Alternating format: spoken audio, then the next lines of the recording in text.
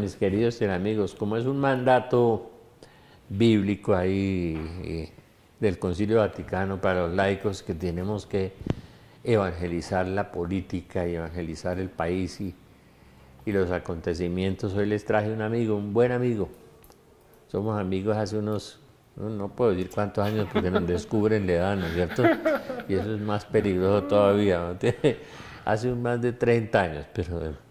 Y Rodrigo anda por esos menesteres de la geopolítica y ha caminado por todo Colombia en muchos acuerdos de negociaciones entre grupos armados y grupos desarmados y grupos desalmados también, ¿no?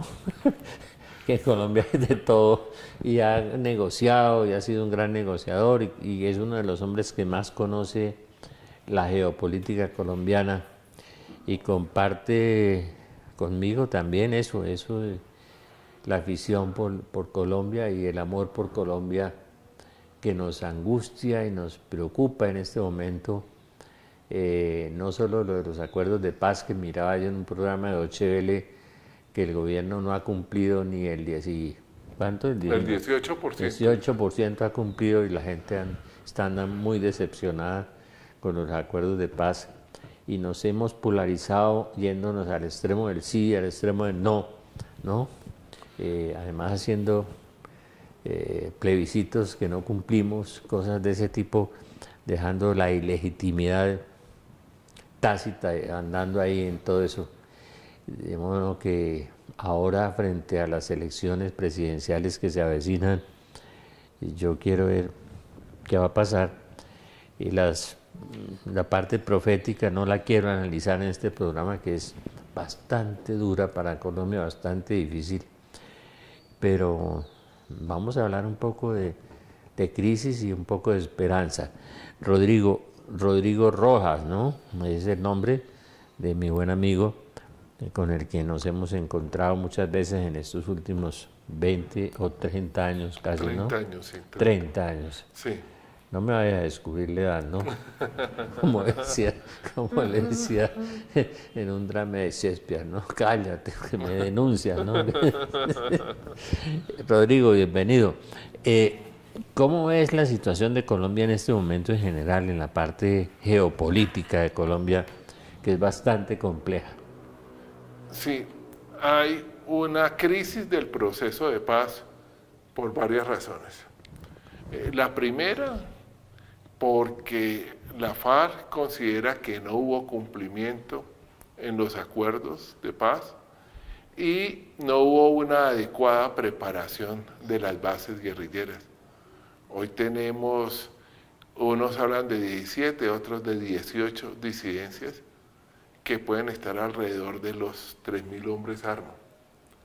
Y con una incertidumbre muy grande, que es el tema de Jesús Santrich y la posible extradición de otros comandantes de la cúpula de la FARC.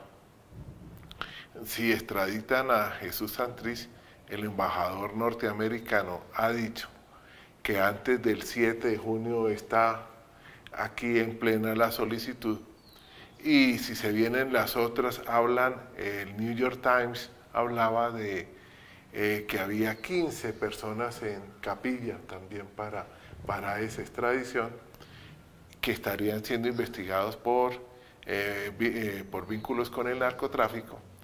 Entonces la perspectiva frente al tema de la FARC sería muy complicada.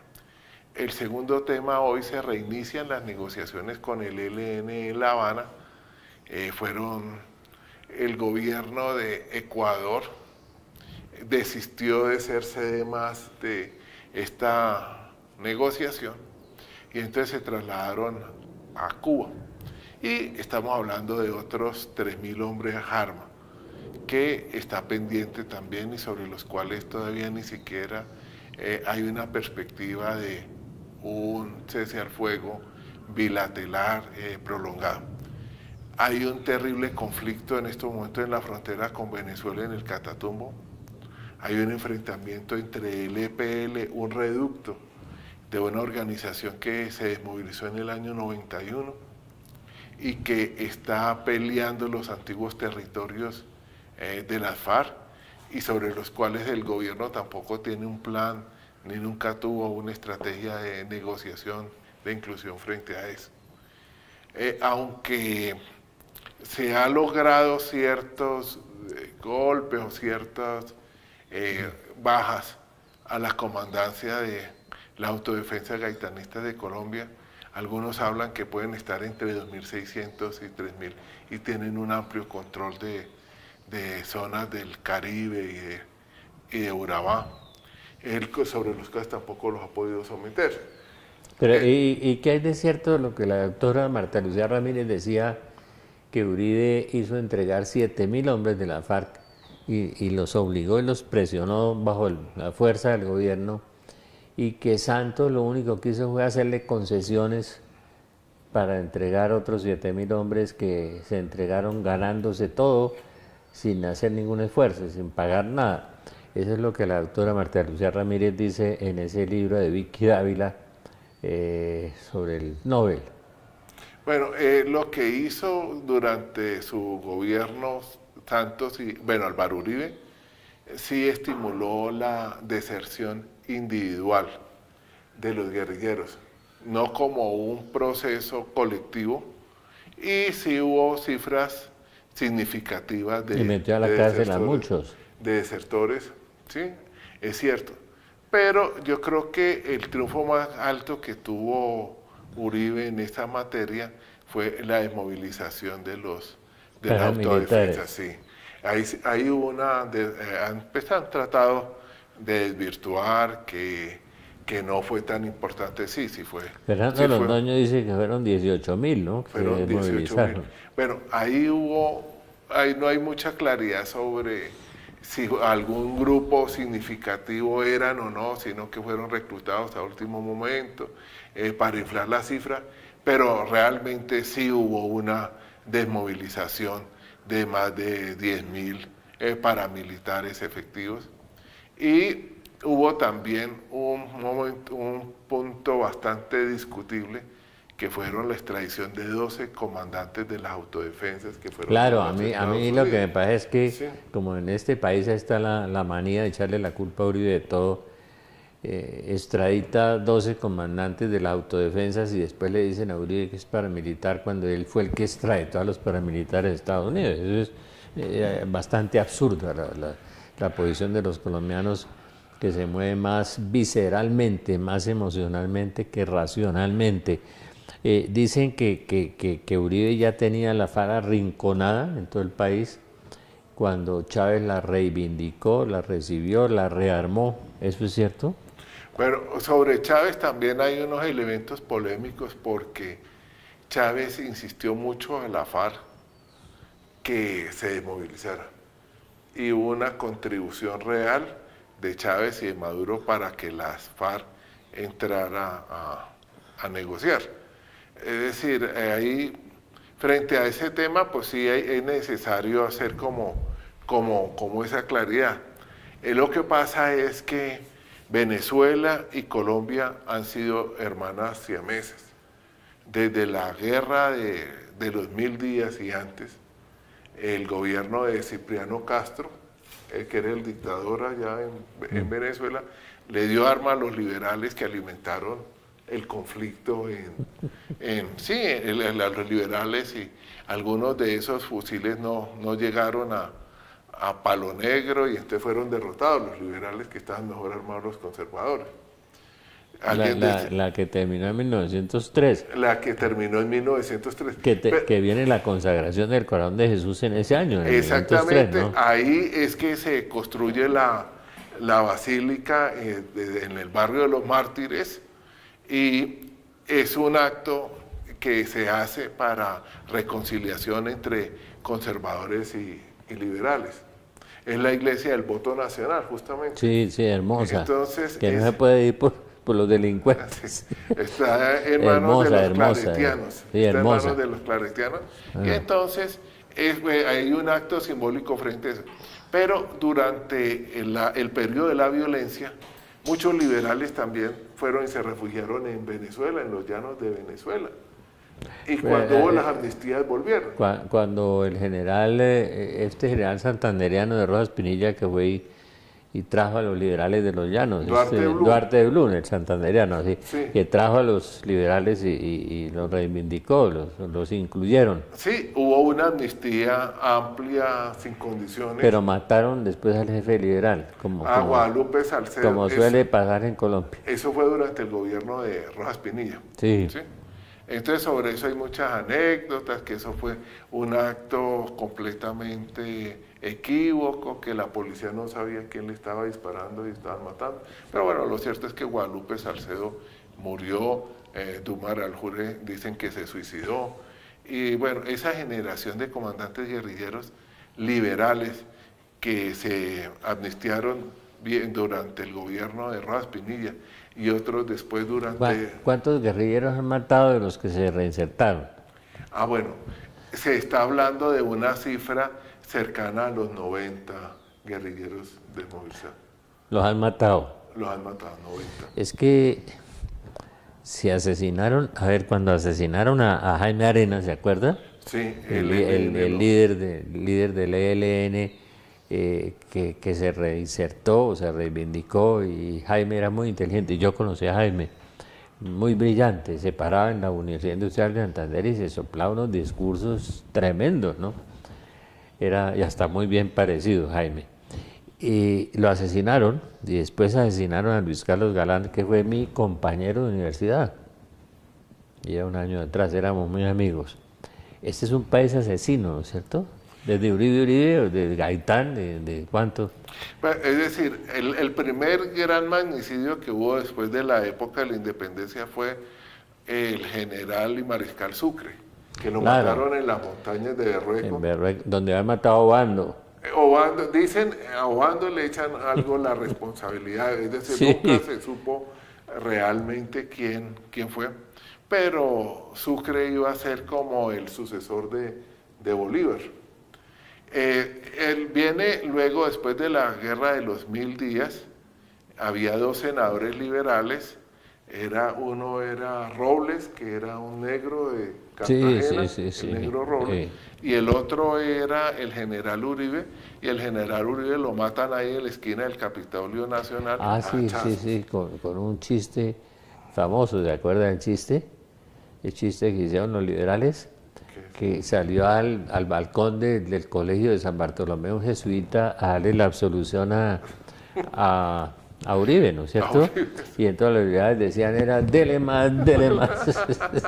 Ese fue el chiste colombiano que hicieron, ¿no? Era el chiste negro de los colombianos. Entonces, Uribe, un hombre brillante, ¿no? Que decía que le dieran, ¿cuándo? 2000 socorranos y ganaría la guerra, algo así. Es un país asesino, ¿no? Asesino completamente. Acuérdese cómo asesinamos a un grupo político completo, 2000, ¿no? 4000 está la demanda de la Comisión Interamericana de Derechos Humanos. ¿Que sí sirven para algo o no? Pues ese proceso está desde hace muchos años. Vamos a hacer un paréntesis un momentico ahí. Si seguimos con la política, es bueno, Gerard, de vez en cuando. Pero si hay un tema, tú estás diciendo... Ya seguimos, vamos a hacer un paréntesis. Bueno, y ya seguimos en la segunda parte.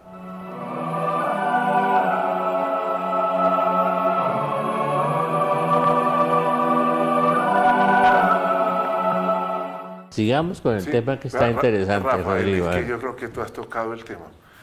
Nosotros fuimos tal vez el país de América Latina que más guerras civiles tuvimos, más levantamientos. Bueno, el otro día Petro, con las exageraciones ampulosas que tiene Petro, dijo que 60 guerras. Yo hice un estudio donde son 22 miniguerras civiles, ¿no? Sí. Hay unos levantamientos regionales, que hubo un gobernador en esas estructuras federales. Bueno, en Santander hubo 4. Pues. 4, no. En el Cauca hubo como 7. Es que alguien decía que las guerras se iniciaban en Santander y se pelean en el Tolima. Sí. Entonces, sí. Y ser gobernador de Santander era en esa época más importante que ser ministro de Defensa. Claro. Porque ahí se iniciaban los levantamientos civiles.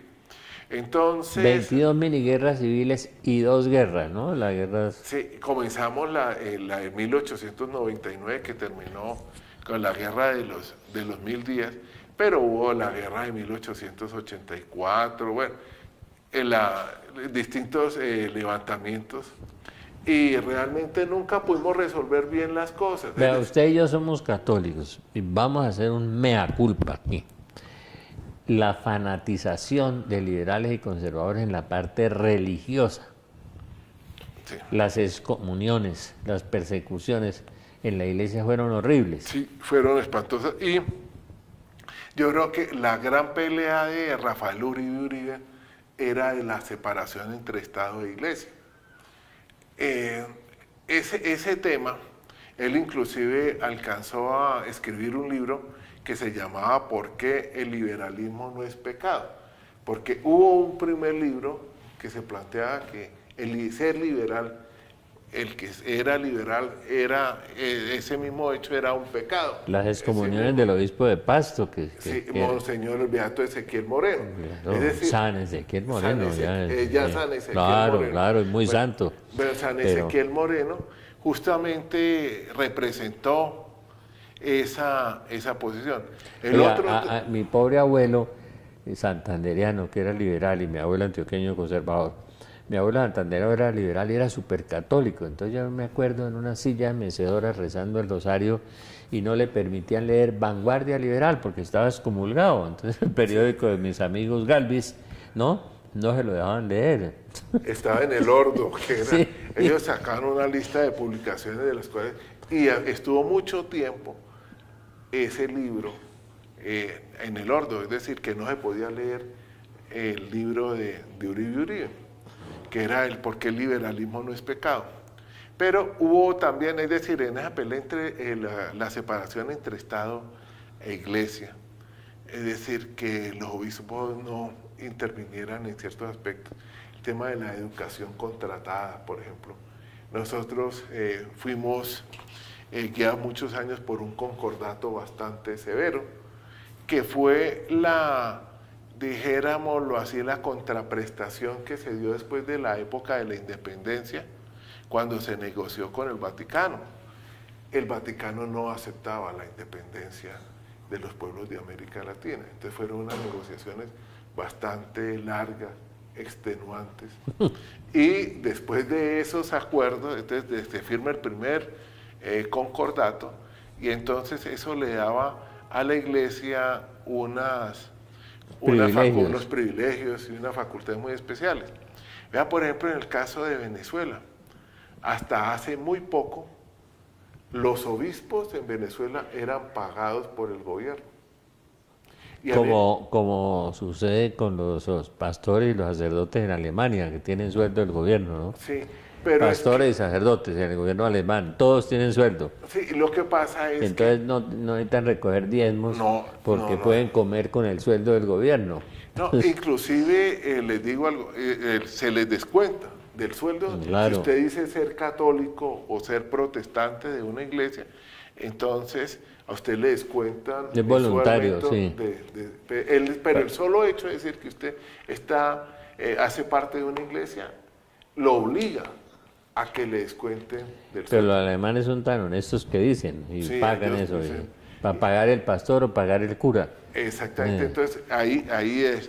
Y fuera de eso, dentro de la política. Pero bueno, Colombia, ¿de dónde sale este germen de violencia tan grande?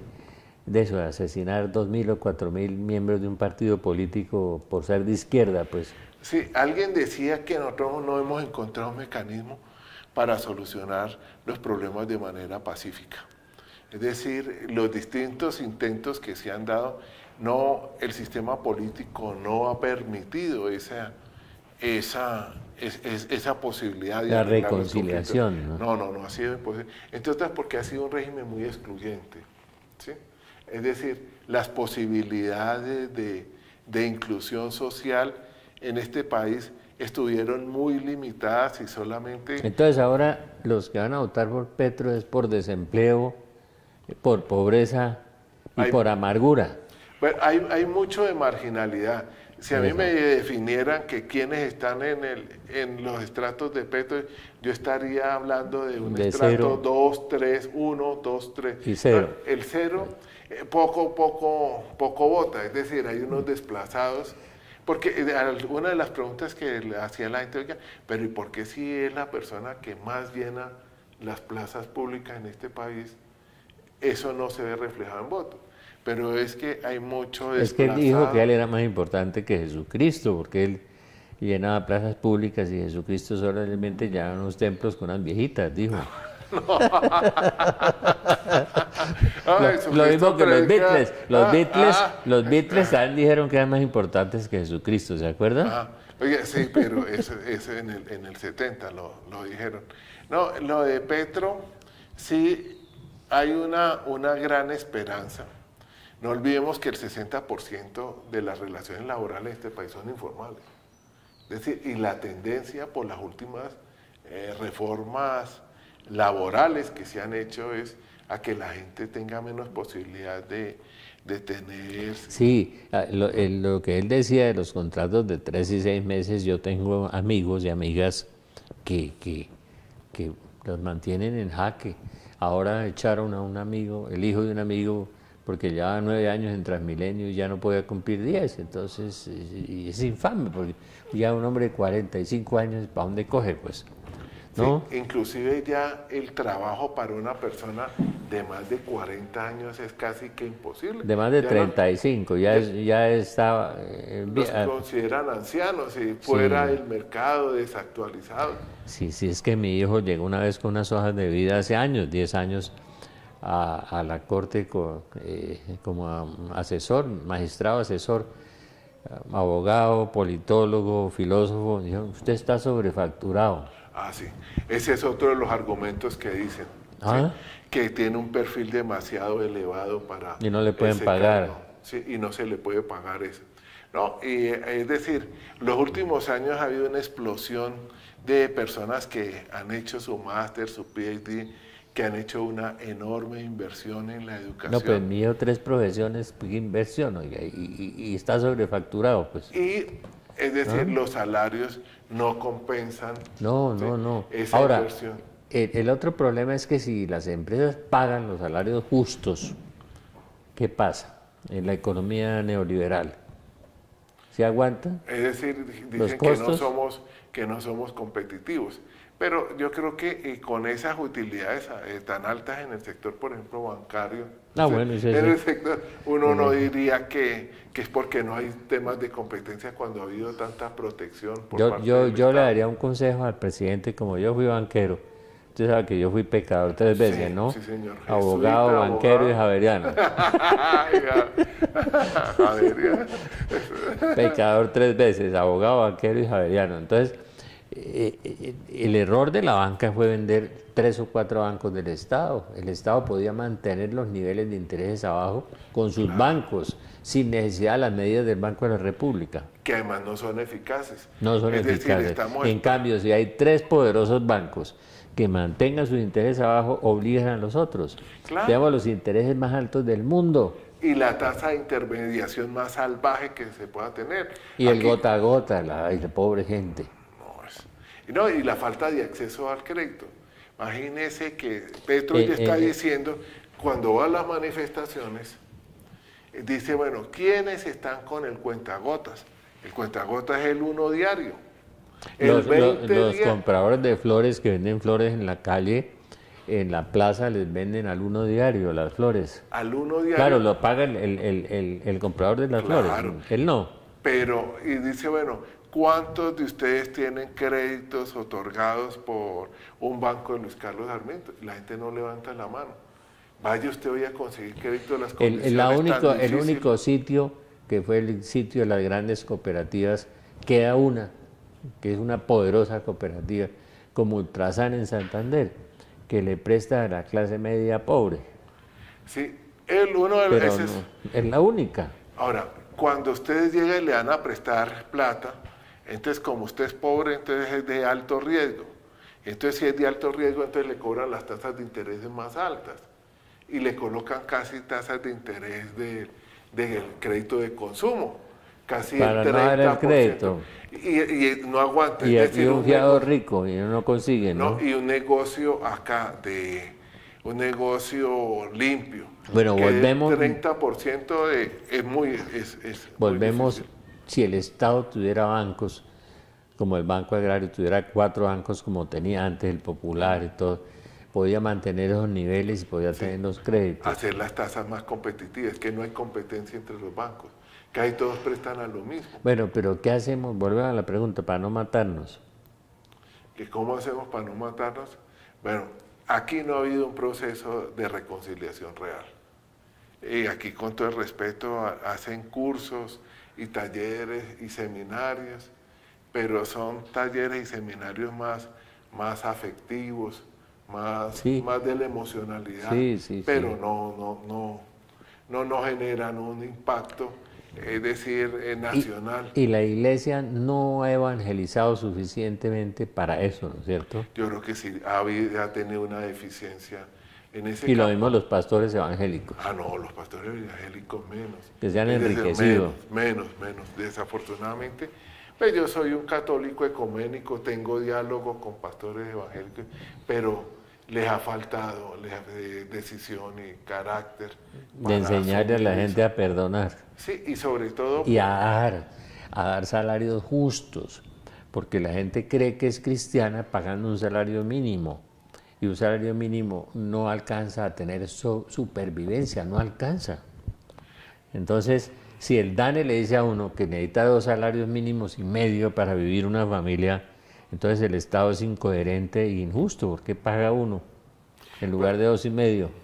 Bueno, hay un tema ahí y es también la falta de compromiso del gran sector empresarial en la paz de este país. Porque no son cristianos. No, realmente no. Yo no sé si sean o no sean creyentes, pero no. No, creyentes sí, pero cristianos no. No son practicantes, ¿no? Es decir, no creen en lo que no practican lo que creen. Usted sabe el chiste de Juan 23, ¿o no?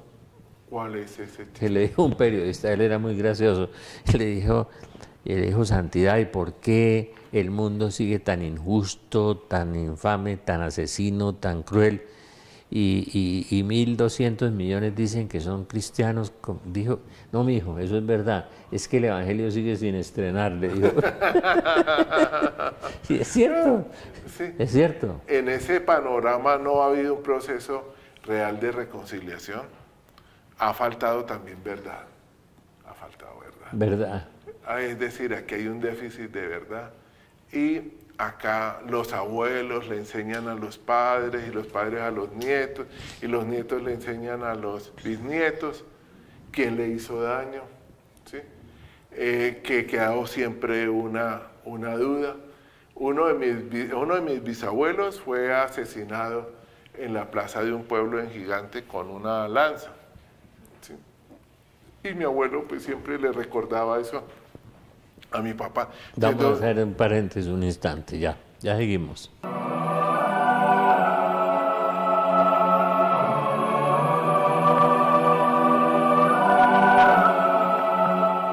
Que su bisabuelo le recordaba a su papá que lo habían asesinado al otro abuelo. Decir, al abuelo, y siempre es una historia, y que por qué lo mataron. Es decir, nosotros si empezamos a contar toda nuestra historia, vamos a tener un abuelo, un tío asesinado, y otro familiar, una persona cercana, un amigo secuestrado. Entonces, aquí el tema, hubo un envilecimiento de la violencia. Las formas, es decir, culturales en las cuales nos han enseñado a nosotros a ser muy radicales en nuestras ideas políticas, poco tolerantes, pero muy poco radicales en nuestras opciones religiosas. ¿Sí? Sí. Y aquí falta espíritu. Y yo sí pienso que... Falta una evangelización real. El padre García Herreros tiene una hermosa definición. Decía que en Colombia había católicos de misa y olla, ¿no? Pero no había católicos cristianos. De misa y olla es que van a la misa el domingo y a la olla, y ya. Eso decía García Herreros, muy inteligente. Y que católicos cristianos vivientes no había. Actuantes, ¿no? Bueno, y no olvide, Rafa, que tenemos el tercer o cuarto país con mayor concentración económica del mundo. Del mundo, Es sí. decir, y eso también tiene una incidencia en el conflicto, la falta de acceso de los campesinos, aquí, es decir, los intentos de reforma agraria en este país siempre terminan satanizados. Lo que le pasó a Gerard Restrepo. Mire, yo que trabajé con el sistema cooperativo UCONAL y todo ese sistema cooperativo que estaba progresando, el Banco de los Trabajadores que yo lo fundé, ¿no? Para las cooperativas, lo liquidaron. Todo el sistema cooperativo se fue a pique, estaba creciendo, ¿no? Cupo Crédito, UCONAL, todas esas grandes cooperativas que estaban surgiendo, las liquidaron, el sistema capitalista lo aplastó. Pero lo aplastó porque los bancos no querían. Por eso. Y es desafortunado que entre las propuestas lo que se le plantea a la gente sea bancarización, pero bancarización con el 4 por mil, bancarización cobrándole a usted unas tarjetas de débito carísimas, la sacada de un cajero automático. Acá los costos del sistema bancario son muy altos. Los más altos del mundo. Entonces, por eso gozan los bancos de España aquí y todo, porque es que en España es el 4% anual y aquí es el 28%, el 30%, y allá el 4%. En Estados Unidos es el 1%, el anual. No, en el Japón estábamos hablando del 3%. En Europa se estaba hablando del 2, 2,5%, dependiendo del país. Entonces nosotros tenemos unas... No, es infame, cifras. Es infame. Pero el problema peor de todo es por qué nos matamos. Es que bueno, esos son factores también, hay otro factor, y es que nosotros sí hemos tenido una tendencia muy fuerte, tanto a la violencia como a resolver los conflictos de manera violenta, como también una tendencia cultural muy grande hacia lo ilegal. Es decir, eso. Nos robamos todo, nos robamos los celulares en la calle, todo nos lo robamos. Pero la especulación en el comercio, mire Rodrigo, yo hice un estudio del productor inicial al consumidor final, hay diferencias del 1000% entre el campesino y el consumidor final. Eso es real, y al campesino es muy poco lo que le queda en la... No le queda nada, queda en negativo porque no sabe hacer costos. Hoy estaba hablando con un amigo que saca unas piñas, deliciosas ahí por los lados de Parate, bueno. Ah, esas esas exquisitas. Son exquisitas, sí. Porque pues tienen unas características muy especiales. Sí. De día es un calor tremendo y de noche hace frío. Entonces el frío ayuda a fijar el azúcar, y entonces por eso es que se dan esas frutas tan ricas.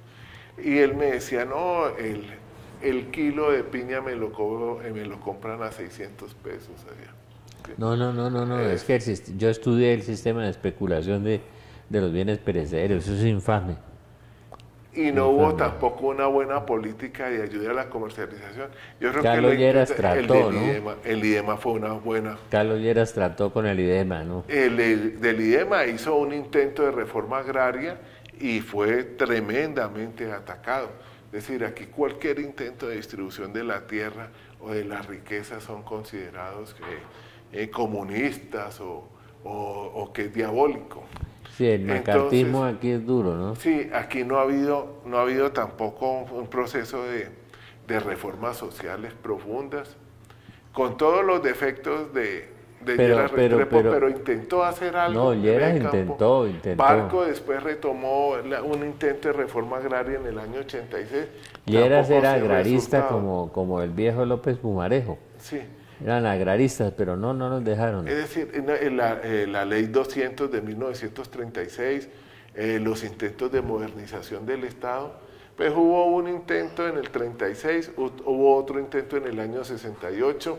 ¿Sí? Pero ¿estás de acuerdo con Álvaro Gómez? Hay que cambiar el régimen. Pues sí, claro. ¿Cierto? Esto requiere unos cambios profundos, y no olvide que Álvaro Gómez también fue asesinado. También. En unas condiciones que todavía no se han aclarado. Pobrecito, dando sus clases ahí. Ya no estaba, no aspiraba a nada, ya. Y lo asesinaron. Sí, pero es que este es otro de los factores que el delincuente colombiano y el político inclinado hacia la violencia y hacia la delincuencia, ante una situación de temor, siempre reacciona violentamente. Sí. Es decir, y no es solamente durante la violencia, que estaba leyendo cómo durante el gobierno de Ospina Pérez hubo un tiroteo en el Senado y hubo 2 congresistas liberales que murieron. Uno era Jorge Soto del Corral y el otro sí, era Jiménez. Sí. Entonces, el papá de Martín del Corral.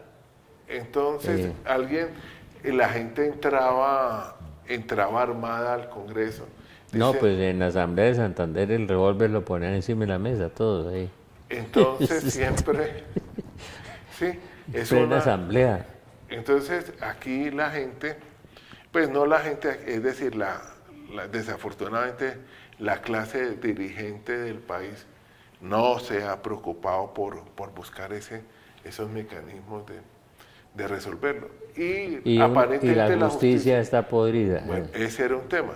Es decir, es que supuestamente nosotros somos una democracia liberal. Y en una democracia liberal, lo único que no puede fallar es la justicia. Puede haber un legislativo débil o un ejecutivo que no actúe, pero lo que sí no puede hacer, porque es que la base del Estado es la administración de la justicia, y la justicia es darle a cada quien lo que le corresponde. Pero la justicia está muy mal, corrompida, ¿no?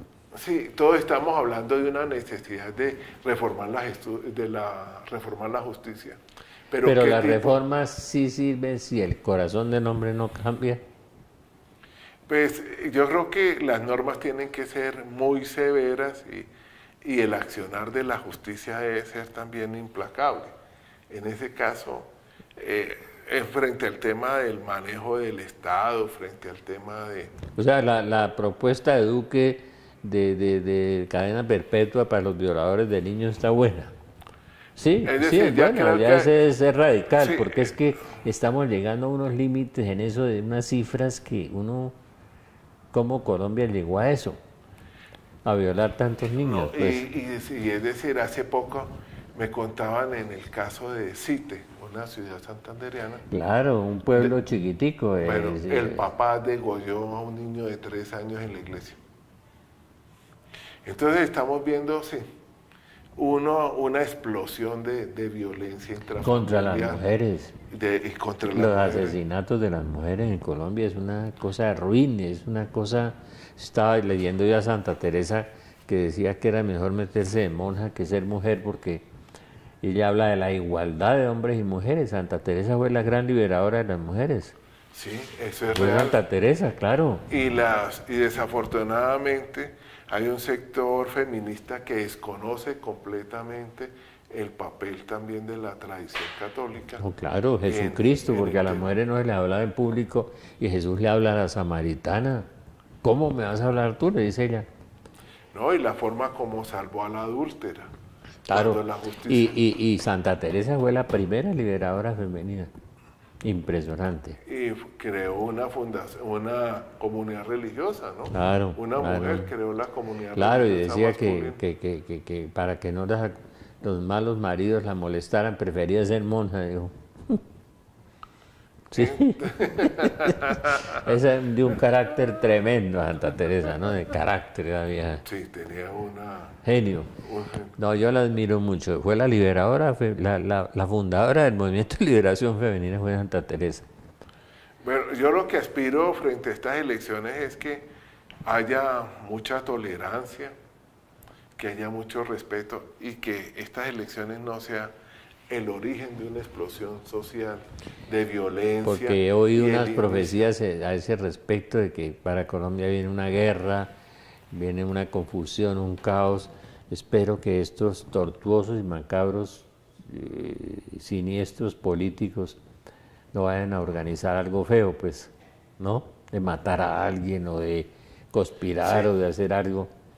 O que tengamos con Venezuela un conflicto. Pero eso, siempre yo hablo de la tentación de la violencia, ¿no? Que es muy fuerte. En última, siempre resolver el problema cuando no hay aparentes salidas, agredir o acabar al opositor. El tema de Venezuela es un tema más complejo, donde nosotros pues no estamos jugando propiamente en ese escenario. Hay unos intereses internacionales muy fuertes.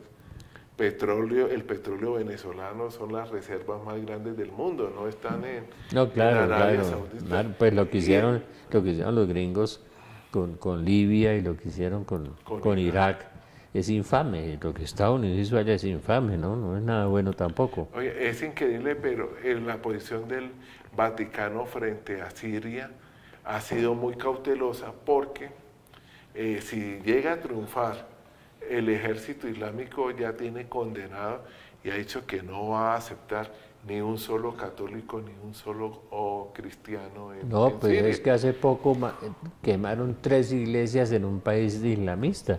Viste, una familia entera mandó 2 hijos, 2 hijas y el papá y mamá quemaron 3 iglesias en Indonesia. Entonces se está desafortunadamente también desatando una guerra religiosa de imprevisibles consecuencias. Y dicen en Yugoslavia, dice la Virgen, que oren mucho por el Medio Oriente porque ahí puede ser el comienzo de la Tercera Guerra Mundial. Dice la Virgen en Yugoslavia. Eso es peligroso. Hay cosas extrañas en todo esto. Resulta que una de las fuentes de empleo más importantes que tienen ahorita los militares, policías, es irse de mercenarios a pelear en el exterior. Arabia Saudita les paga bien, ¿no? Sí, Emiratos Árabes, en Siria, están peleando. Hay 20.000 colombianos allá afuera con sueldos militares. Están dedicados también a la sí, guerra, sí, ¿no? sí.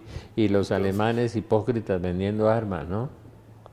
Que ese es otro... Y preconizando la paz. Sí. Sí, ¿Y qué me dice de los belgas vendiendo el fusil FAL? El famoso fusil. El fusil que es sí. bastante libre. Pero en la guerra civil conservadora liberal llegaban a Santander los fusiles Punto Azul, se llamaban belgas. Me acuerdo que llegaban los camiones con ganado. Entonces bajaban las vacas, levantaban las tablas en las plazas de los pueblos de Santander, sacaban los fusiles y los vendían en la plaza.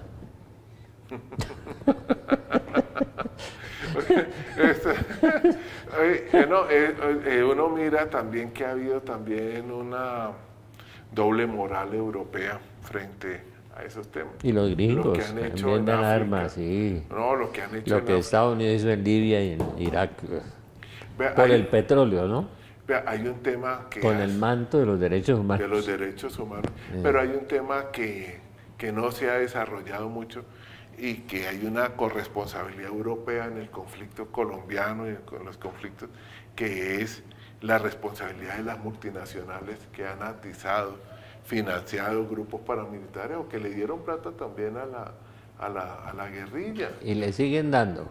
Y entonces, y que siguen estimulando esas formas de violencia, y ellos tampoco tienen unos códigos de ética. Sí. ¿Sí? Oiga, Rodrigo, le agradezco mucho, pero el tiempo se nos está acabando y entonces seguimos la semana entrante. Gracias, no, Rafael. Porque además estamos cerca de las elecciones y tendríamos mucho que hablar sobre Colombia, porque los católicos tenemos que dar nuestra opinión y sobre todo los católicos laicos tenemos más posibilidad de hablar. Y si Dios nos proveyó este medio, lo vamos a utilizar. Vamos a hacer otro paréntesis para el último momento, que no son sino 5 minutos.